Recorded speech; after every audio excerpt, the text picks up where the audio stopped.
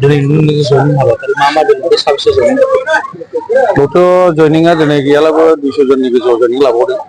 दा जाय हक जोंनि इउपिपिएल दलखौ मोजां मोननानै बिथांमोना लोंगोर लोंगोर बिदिनो जयनिं लादों आरो बेबायदिनो बिथांमोननि बे ओनसोलनि मानसिफोराबो गोबां आंखौ बिजाथि महरै लुबैबाय थादोंमोन। थिग हाइ लेभेला आंखौ बिजाथि महरै हरबाय, बिनिखायनो गोबां बेबायदिनो मानसिफोरा जयनिं लाबाय थादों आरो बयबो आसा होदों बयबो इउपिपिएल आवनो थागोन आरो नोंथांजोंनो भट होगोन होनना बुंदों। बेनिखायनो बिथांमोनखौ आङो गोसो गोरबोजों बरायनानैबो लादों आरो नोंथांमोननि चेनेलजों आरो आं खावलायबावगोन, जिहेथु सरकारानो इउपिपिएल सरकारानो फैखागोन, बेनिखायनो सरकाराव थानानै सुबिदाफोरखौ लानांगौ। बेनिखायनो बयबो जेन' जोंनि इउपिपिएल दलाव जगदान जायो आरो जोंनि आगन्तुक बे 22 तारिखनि भट होनायाव बेयाव ट्रेक्टर सबियावनो होनानै जोंखौ देरहासार आरो रासिननिफ्राय रासिन खालामो। नोंथाङा देरहासार जायोबा बे ओनसोल रायजोफ्रा मा मा हास्थायदों नोंथांनिफ्राय? बे ओनसोलावथ' बिदिनो हाबाफारि हिसाबै बिदिनो गावसोरहा माखासे लामानि खोथा दङ। लामायाथ' दाखालिसो जोंनि इउपिपिएल दोलोनिफ्रायनो मावना होखानाय दङ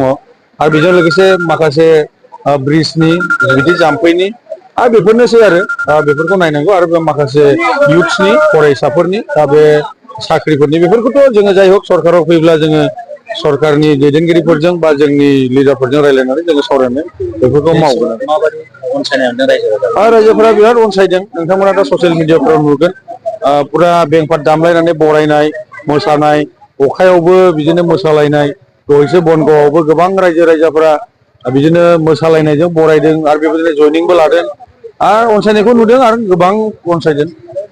बे हिसाबै आसाबादि जोङो 100 आव 100 जों देरहागोन।